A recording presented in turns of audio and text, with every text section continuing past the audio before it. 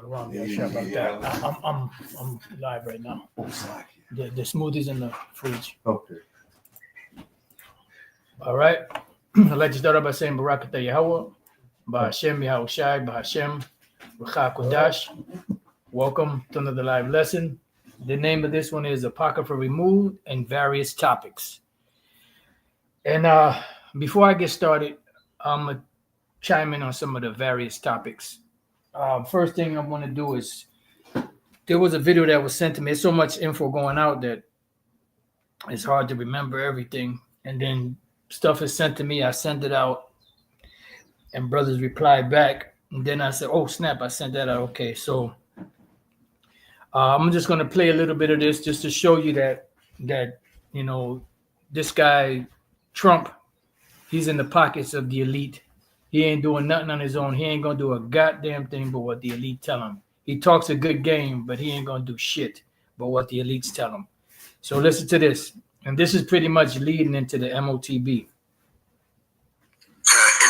in our country, the investment will support massive new data centers across the Midwest, the Sun Belt area, and also to keep America on the cutting edge of technology and artificial intelligence. He's very big into the data centers, and that's going to be a very hot item in the coming years, as you know, with AI.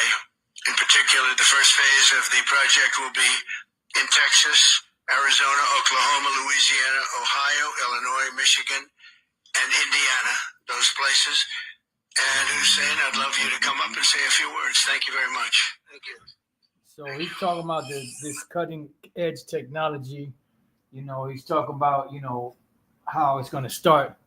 They're going to push that stuff here. And then pretty much in the Midwest, from the South Midwest to all the way to the North,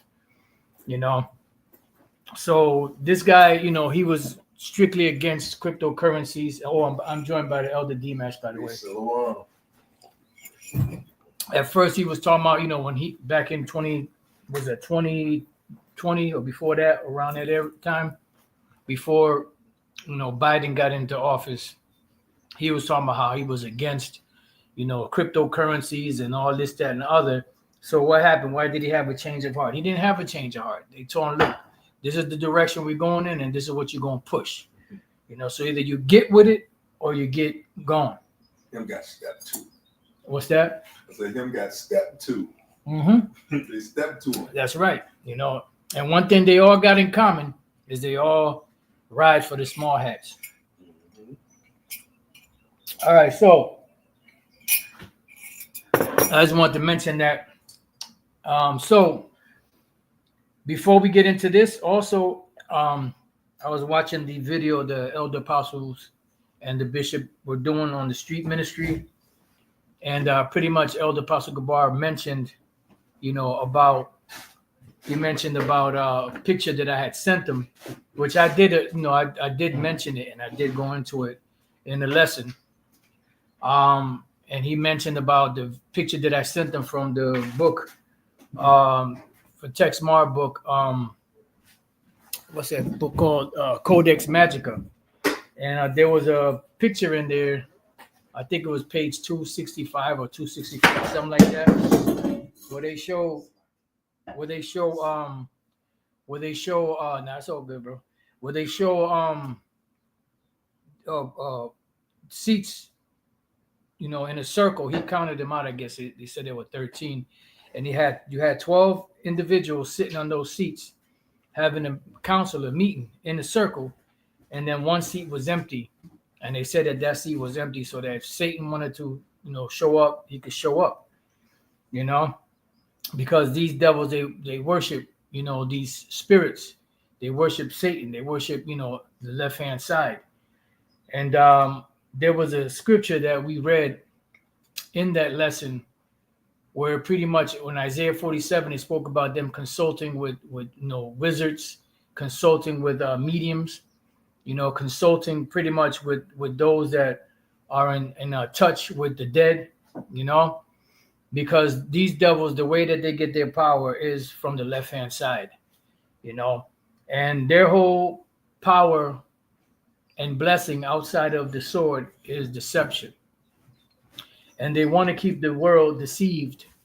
They've deceived it from the time that they took over, and they want to keep it deceived because this is the only way they can operate.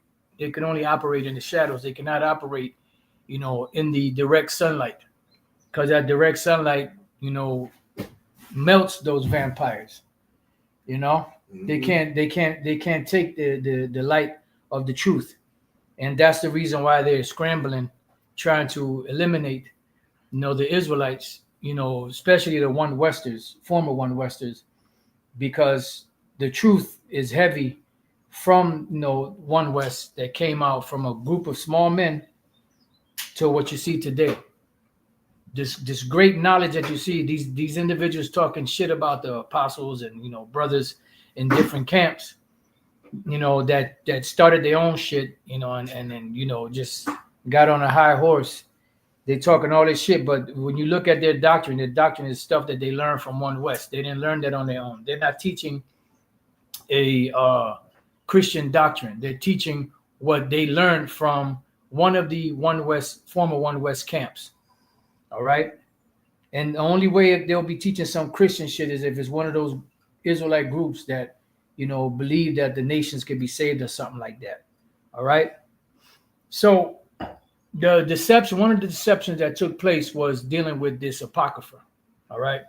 Now the Apocrypha goes back, they say to roughly 200 BC, from 200 BC to about 100 AD, which is what they call the Common Era. We call it AD, Anno Domini, the year of our Lord. And ever since around the 3rd or the 4th century, when you do the research, there's been a controversy if they should be added to the canon or not.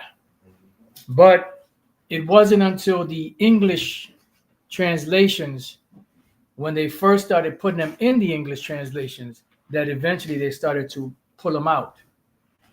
And as we said before, so say we now, through the Spirit and power of Yahweh Shem Yahushai, through the Ruach HaKodesh, which is the Holy Spirit, that if you don't understand certain histories that come from the Apocrypha, you're not going to understand, the truth or the true understanding of why the Bible in the New Testament speaks about the Gentiles being saved. But when you go to the Old Testament, it speaks about the Gentiles being slaves and in captivity. The Lord is not double-minded. The Lord doesn't change. What changed was the message that was delivered out there to the audience, to the people, because it was a great time of deception during the Renaissance period. That's why I said that the first thing that they did when they got out of that prison sentence was to deceive the whole world. All right, so I'm going to start off with this scripture, and then when I read a couple of verses, then we're going to get into it. And if you have anything, Elder Dimash, could bring it out. This is 2nd Ezra chapter 5, verse 1. Nevertheless, it should say, as concerning, not coming. Nevertheless, as concerning the tokens, behold, the day shall come, that they which dwell upon the earth shall be taken in a great number. And we're about to witness that. This society is about to collapse within itself. And we see all of the signs happening right now. We see everything playing out as the Lord said it would play out in these times. Why? Because the prophecies are speaking. It says, and the way of truth shall be hidden. And that's what was happening. That's what happened, from the Renaissance period until now. But now the truth is there's a light being shined on the truth. Matter of fact, let me go here and then we'll come back to it. 2nd Ezra 6:28. As for faith, it shall flourish. Corruption shall be overcome.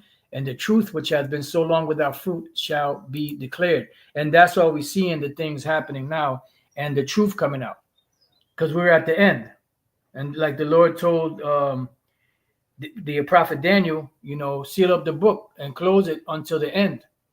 So now that the end is here, now the truth is being exposed because the Lord is pulling back the veil off of the deception that was painted or pushed throughout the four corners of the earth. Absolutely. And now the Israelites are starting to see, and they're starting to wake up and stand up upon their feet and declare to this devil that, that they did wrong and they're doing wrong. and they're about to be judged for it. 2025 being the hopeful year of our deliverance and the judgment and destruction of Esau. So going back to 2 Ezra 5:1, nevertheless, as concerning the tokens, behold, the days shall come that they which dwell upon the earth shall be taken in a great number, and the way of truth shall be hidden, and the land shall be barren of faith. And that's what happened. And also when society breaks down during the time of Jacob's trouble, that's going to be a great time of, a faithless time, especially among Jake, because they're going to abandon every belief that they ever had in these different churches and in these different, schools of thought and, so-called higher learnings or so-called philosophies that they're into, and they're going to turn directly to the enemy, Esau, for help. So it's going to be a great time of faithlessness. It says, but iniquity shall be increased above that which now thou seest, or that thou hast heard long ago, and the land that thou seest now to have root shall thou see wasted suddenly. And we see that happening. You see, the farmers catching hell. A lot of them, are not doing too good. A lot of them been forced to do certain things that they don't normally want to do, to take money, to get rid of certain vegetation or cattle and stuff, so it's not looking good. Prices are going through the roof. The cost of living is going through the roof. Paying bills is going through the roof. The work environment is not conducive to the times. It's getting harder and harder to find work. People are catching hell and having to decide whether to pay the rent or eat that day. Pay a bill or put gas in their car. To be able to get to work for a shitty paycheck. You want to say something? Hey, especially in Cali right now, people hurt, big hurt. Because a lot of those homes that burned down was all Jake could afford. So now you got a bunch of people that are displaced or living with relatives. Hey, it ain't no peace among Jake, so who knows how long that's gonna last before they in the streets. Yeah. Yeah. So that situation is escalating. They said it was majority of E that lost their house, but some Jake, a lot of Jakes lost their houses too, man. Yeah, I mean, it's supposed to, from what I understand, it's supposed to be like affluent neighborhoods. Mm-hmm. So they were well-to-do. Mm-hmm. But nevertheless, they lost it. Mm-hmm. So times are getting hard on the boulevard. So the first thing I want to start off with is this book here. It's a 2-volume book. Volume 1, Volume 2 is written by Rabbi Marvin S. Antleman. It's called To Eliminate the Opiate.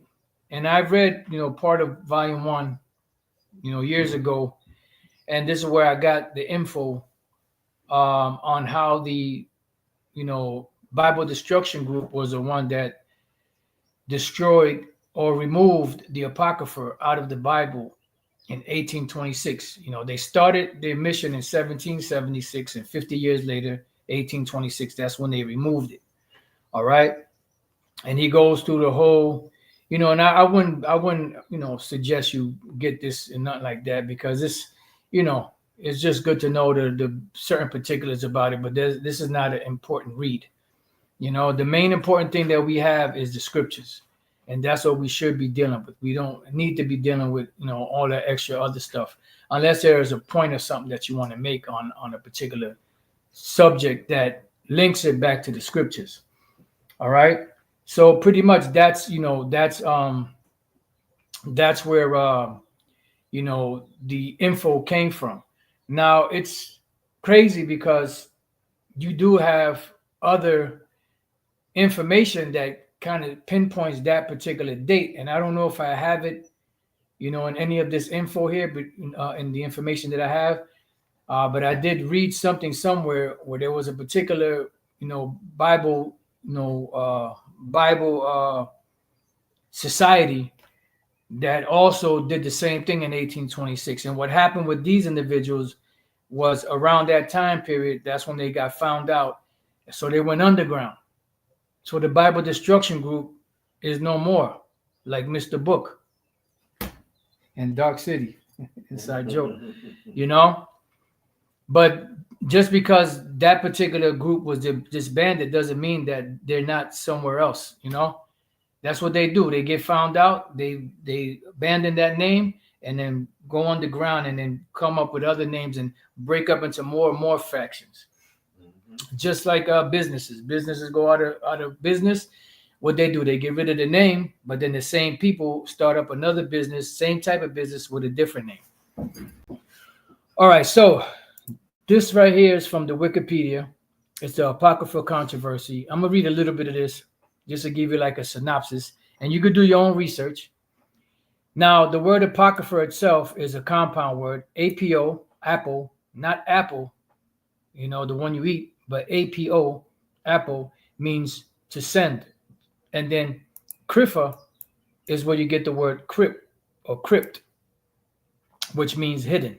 So Apocrypha put together is sent, hidden. Controversy of the 1820s. See, 1820s. Notice in this book, which I mentioned to you, you had the Bible Destruction Group, which disbanded at that time, but just before they got disbanded in 1826, they were successful in removing the Apocrypha out of certain Bibles. And here it says that there was a controversy in the 1820s, right? But it goes back further than that. Was a debate around the British and Foreign Bible Society, and this is the society that we're talking about, and the issue of the inclusion of the Apocrypha in Bibles it printed for Christian missionary work. History.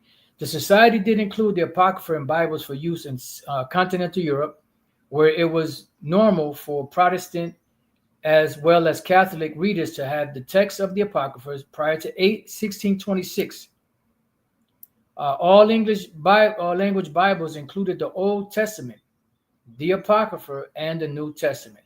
Examples include Matthew's Bible, 1537, the Great Bible, 1539, the Geneva Bible, 1560, which the Geneva Bible had the Apocrypha in it, and they removed it in the 1600s. It says the Bishop's Bible, 1568. It says, and the King James Bible, 1611. Robert Haldane criticized this policy. You have some? No, you said something about 1826. Yep. I looked it up. I just Googled 1826 Bible Society names.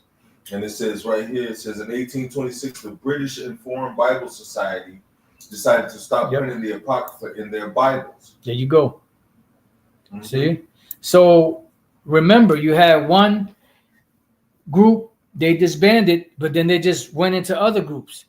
And what is their purpose? Their purpose is to cast doubt on the Bible. So they're not going to come up and say that they're the satanic versus, a society. Mm-hmm. They're going to show themselves to have something to do with the Bible, just like the Federal Reserve System, right? Yeah, go ahead. It says the British and Foreign Bible Society make the decision after the National Bible Society of Scotland petitioned them not to print the Apocrypha. There you go.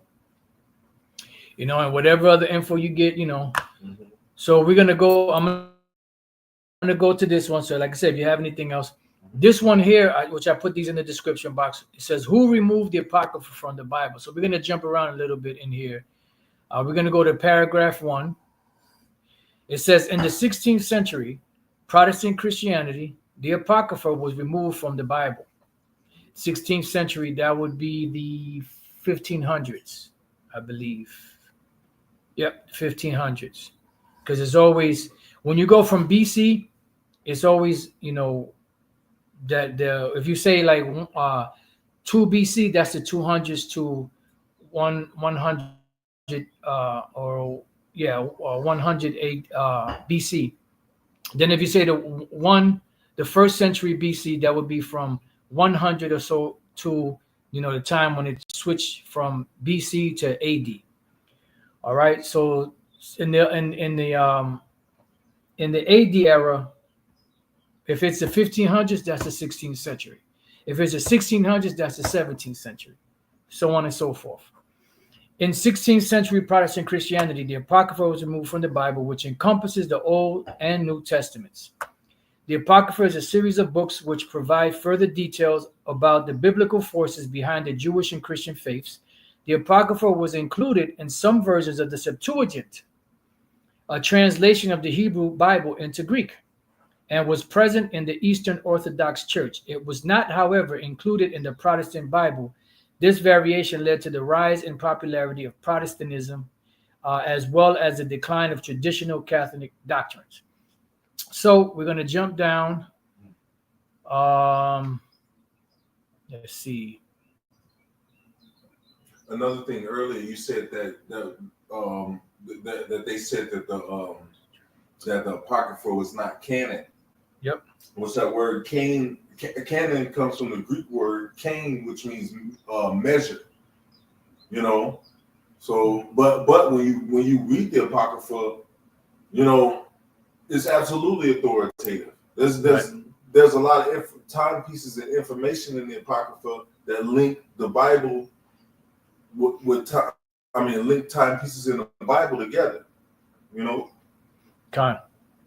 So it says, I just want to read this part here too. It says, the primary reason behind the removal of the Apocrypha from the Bible was disagreements over the interpretation of application of the apocryphal books. Protestant theologians generally concluded that the Apocrypha was not necessary for understanding the Christian faith, which is not true. It says, since Jesus, which is Yahushua, had not referenced them or approved them as a necessary reading, which is total nonsense. Get St. John chapter 10 and verse 22. St. John chapter 10 and verse 22. And it was at Jerusalem, Satan, boy, the feast of dedication. Look. Oh my goodness. It was all good. Is your live still on? No, it's on. It's just, Satan just, doing his thing. Okay. All right, let me all right, go ahead. It says, and it was winter. All right. And Yahushua Yahushua walked in the temple of Solomon's porch. Right. So now it says it was at Jerusalem, the feast of dedication, which Yahushua was there. He kept the feast of dedication. So what is the feast of dedication about? Can you go to the Old Testament in the first 5 books, which they call the 5 books of Moses, and find the word or the feast of dedication there? No, because it's not in there. So where did the feast of dedication come from? Well, let's read it. This is Enkainia. All right, that's the word for feast of dedication. Dedication, consecration.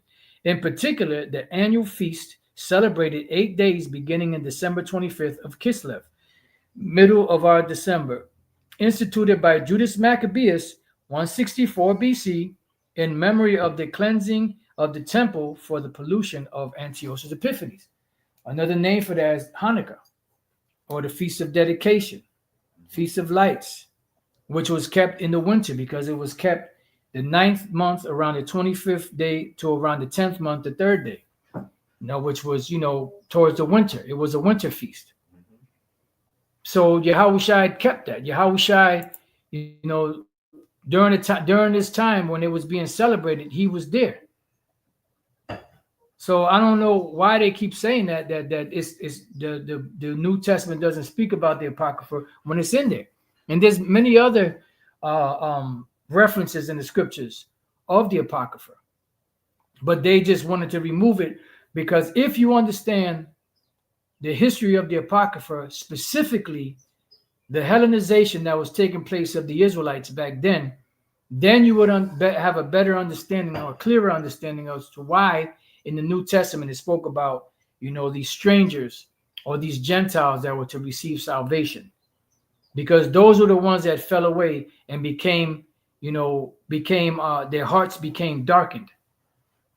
They became, matter of fact, let's get real quick. Go to Ephesians chapter 2. They became aliens from the Commonwealth of Israel. And the Commonwealth of Israel only belongs to the Israelites. Ephesians 2 and 11. Let me get it.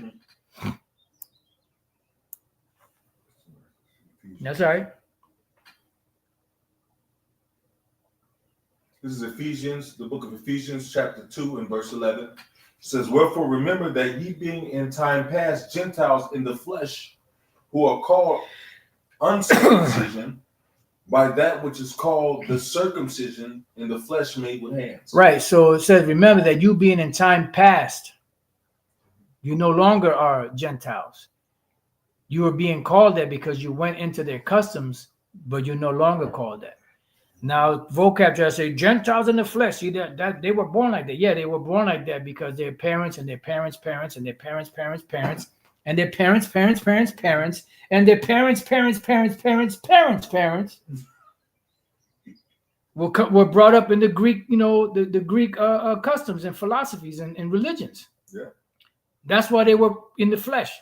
So after a while, the children were not circumcised because it was not allowed. You couldn't call yourself a Jew because it was not allowed. So if you couldn't call yourself a Jew, what did you have to call yourself?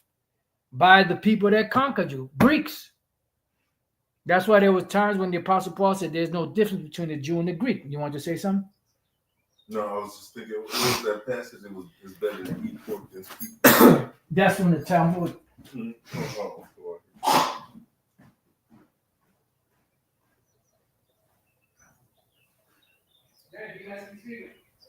Con. So, our people was raised up under these wicked customs, just as they were here in America. They were raised up under these wicked customs, and under to serve other gods, man. In that time, man, until the time where the Lord, started opening their minds up. And that's why they were called heathens. They were called uncircumcised by the ones that were still in Jerusalem. You have to understand, around 164 BC or so, that's when Hanukkah was instituted. That's when certain Israelites that were wicked, as we read in the Apocrypha, you're not going to find that information in the New Testament. You're not going to find that information in the prophets or in the history or in the books of the law. You're going to find that information in the Apocrypha, which they call the intertestamental period, which is between the testaments. All right, because from the time of Malachi to the time of when Yahushua came on the scene, in the New Testament, what happened during that time period? There was a great apostasy going on at that time too. But you had a lot of Israelites that were steep deep into the Greek society. Like for instance, Timothy's father, he was known as a Greek. He was an Israelite that was into the Greek customs, and he preferred the Greek ways over the Israelite ways. He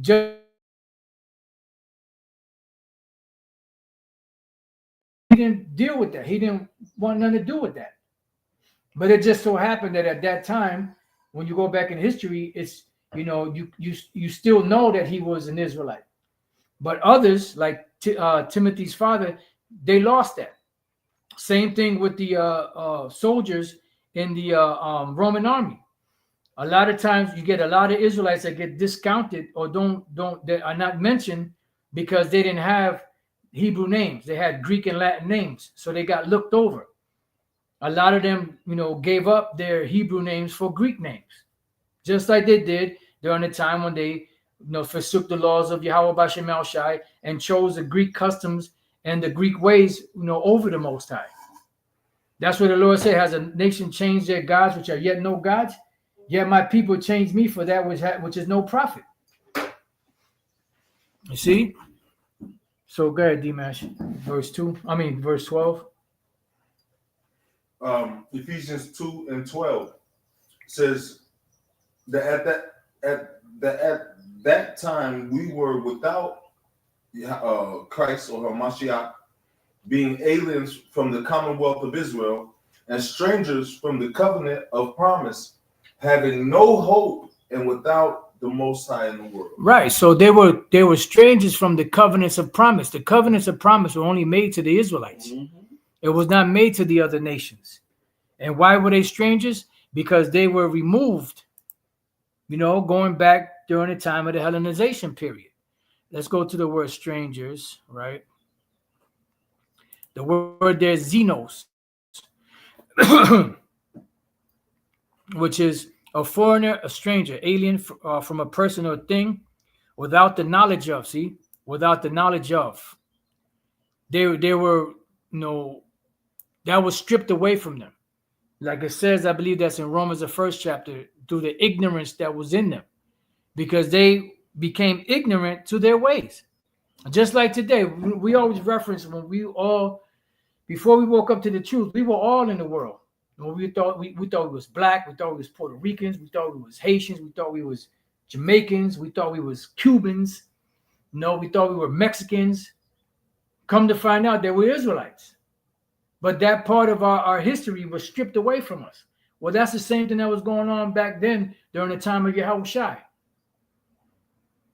And that's why it's important to understand the history of the Apocrypha, in order to be able to get back the missing link or that missing piece of the puzzle that will bring the whole picture to light. It says, without a share in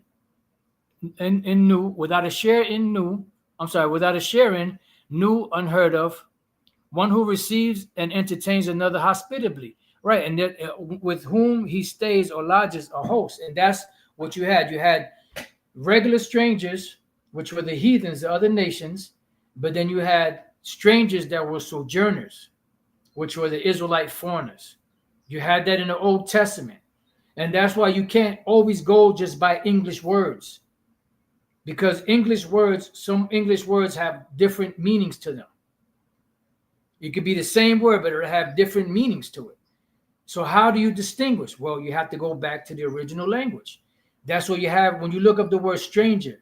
You could do it yourself. You're going to probably get about 3 or 4 different Hebrew words for the word stranger, because there was a distinction between someone that was a sojourning stranger, someone that was an actual heathen stranger. And that's why you have to go back and go into the language to get the full understanding.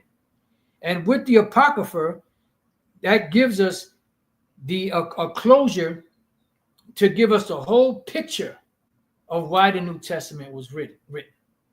What is this good news? The good gospel means good news. What is the good news? That at one time we were forsaken of the Lord because we forsook him first. Now we have amends back to him. We have a reconciliation back to him because of Yahushua's great sacrifice. And that's it. All right. So what I'm gonna do, I'm gonna go back to this article. Right.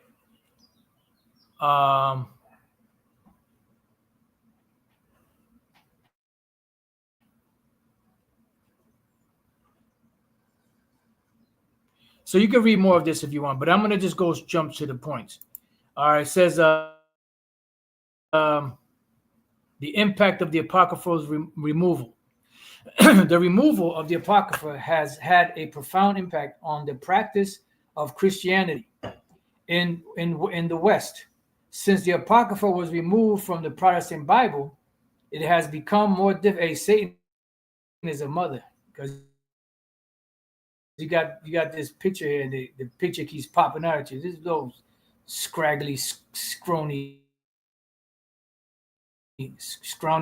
skinny ass Edomite chick. Come on, man.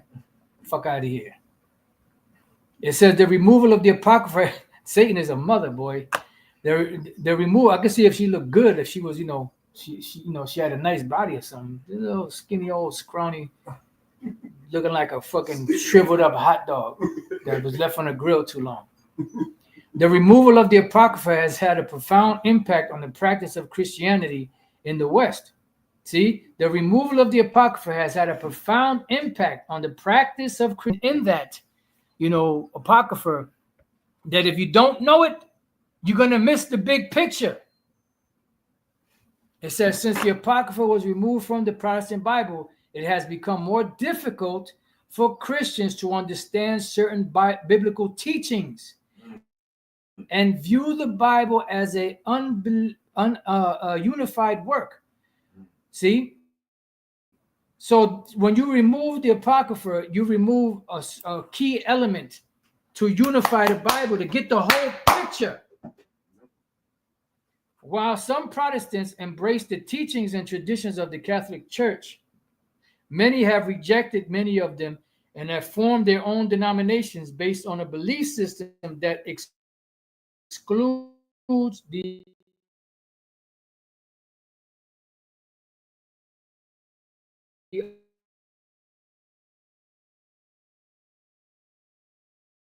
Apocrypha. Right? So the removal of the Apocrypha has also led to alternative translations of the Bible being published. Salakir. Many Protestant Bibles are now published without the Apocrypha or with very limited sections of it included. This has made it easier for people to find a Bible that's theological views. It's about truth. No lies of the truth. No, the Lord told Ezekiel, eat the whole roll.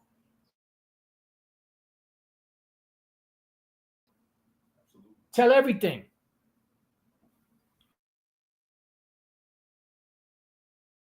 It has also caused all translations contain the same book.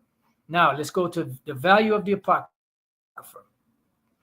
Despite the controversy over the Apocrypha, it still provides valuable insight into Jewish or Israelite and Christian history.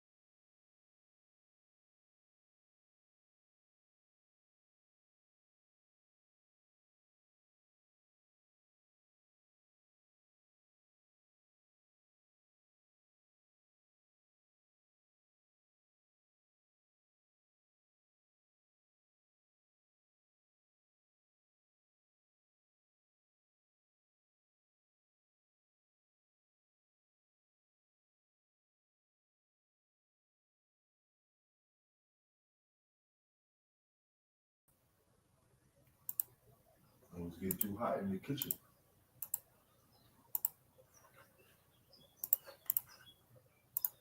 Hey, it's still up. Hey, it's still up.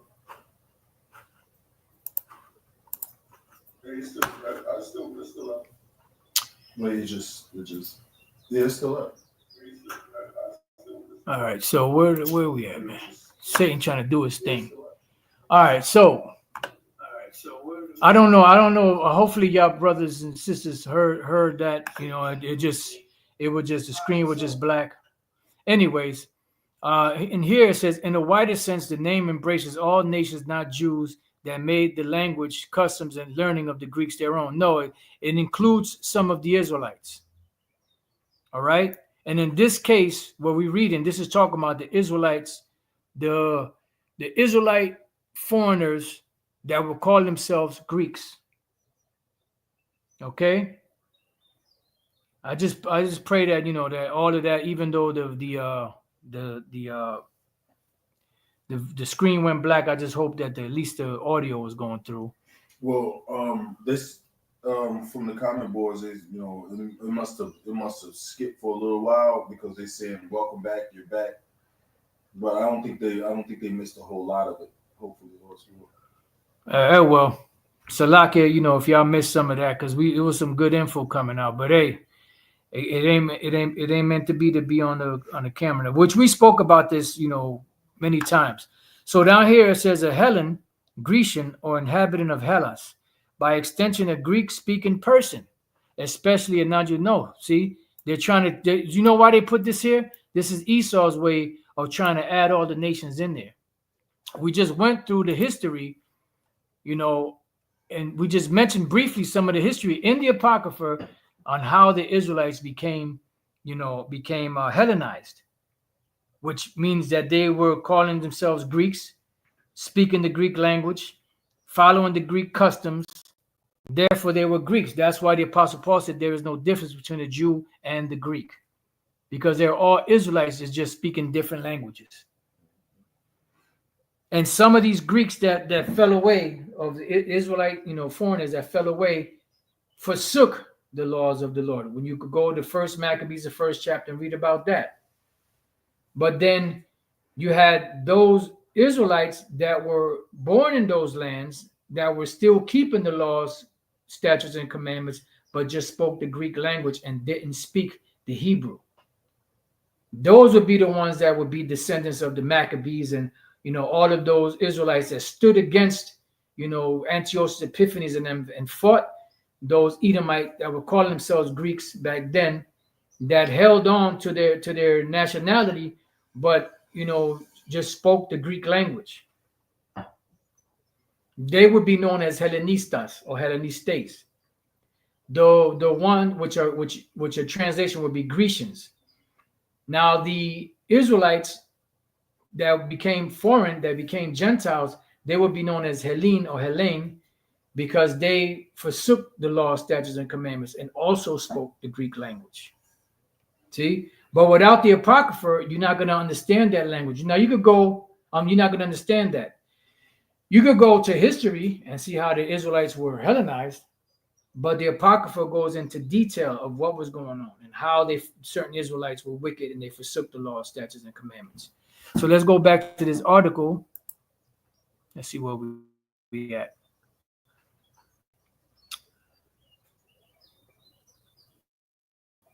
I'll read this again.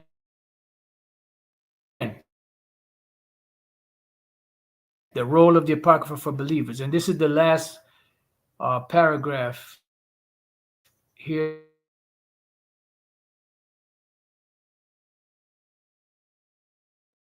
I think, let me see. No, it's a little bit more.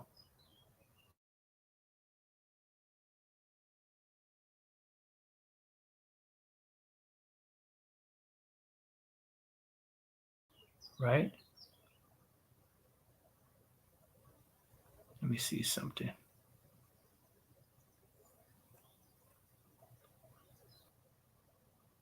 What the hell's going on here? Satan just trying to throw a monkey wrench. The value. Okay, I went there. We went there. We've read that. Read that. Preservation. The reception. No. The significance. The role.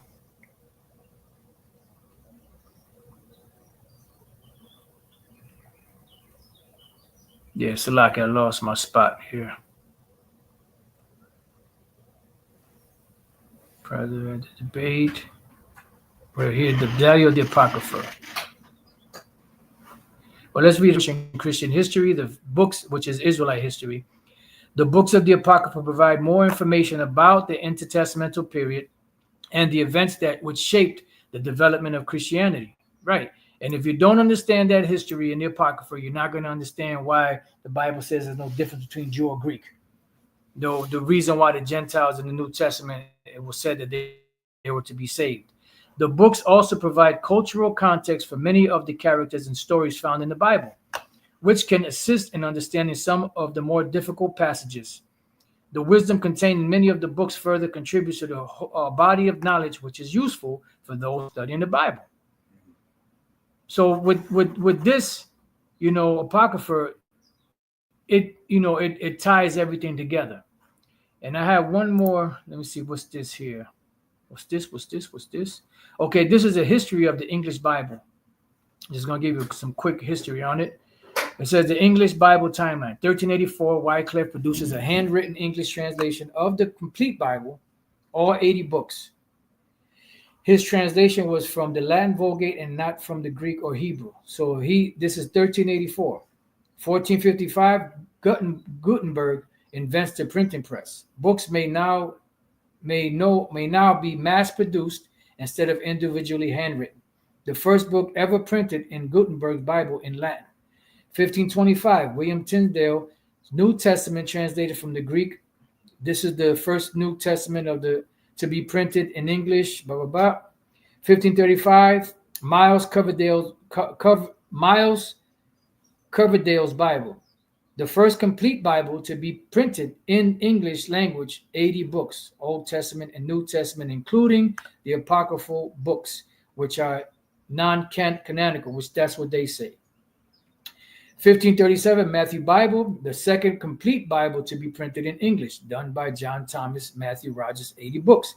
And when you go to the original King James Version, that also had the Apocrypha in it. You can still get the King James with the Apocrypha in it. 1539, the Great Bible, or Cranmer's Bible, printed, the first English language Bible to be authorized by public use, 80 books. 1560, the Geneva Bible, printed, the first English language Bible to add numbered verses to each chapter, 80 books, which they had the Apocrypha in it. And then in the 1600s, they removed it. 1600, they removed it. 1568, the Bishop's Bible, printed, the Bible of which the King James was a revision, 80 books, as well as a 20% cut and paste from the Geneva Bible. 1609, the Douay-Rheims Old Testament is added to the Reims New Testament of 1582. Catholic 80 Bibles. 80 books. So, you get the idea. So you had a lot of books that had the Apocrypha in it, but eventually they were removed. And let's see, the British Puritans removed the Apocrypha in 1600. That was the Geneva Bible, which when it first was printed, it had the Apocrypha in it. Then it says the British and Foreign Bible Society removed the Apocrypha in 1804, which also the Elder Dimash read some, and I read it myself, that it was also 1826. Then you had the Biblical Destruction Group remove the Apocrypha in 1826. Now, there's an individual by the name of Dr. Lorenzo Lucena. All right. And he, matter of fact, let's see if we can get something on that real quick. Dr. Lorenzo Lucena removes Apocrypha, 1862.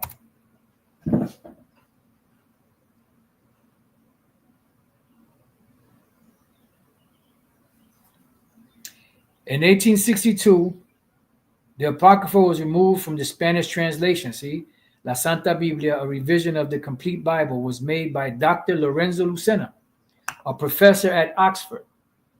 You know, no mystery there. No, because they're all insiders. All right.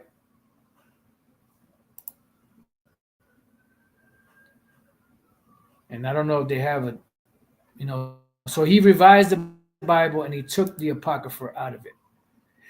That devil. All right. So you got these articles. If you want to look into them, feel free.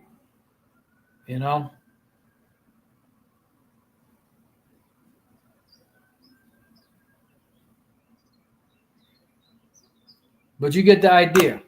So why did they remove the Apocrypha? Because it has a lot of very important information concerning, as they call it, the intertestamental period between the Old Testament and the New Testament. And that gives a great history and understanding of what happened to the Israelites and why, when the New Testament was written, they had to be brought back from that dark, place that they were at.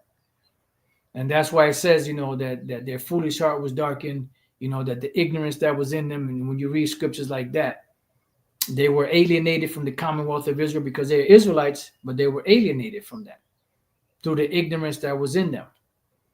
And now they had to be brought back. So without the Apocrypha, you're not going to be able to put the pieces together. And mainly through Yahweh Bashem Yahushai and the Holy Spirit. So with that, I pray that you brothers and few sisters have been edified. You want to say anything, Elder Dimash? No, sir. To the next time we say Shalom.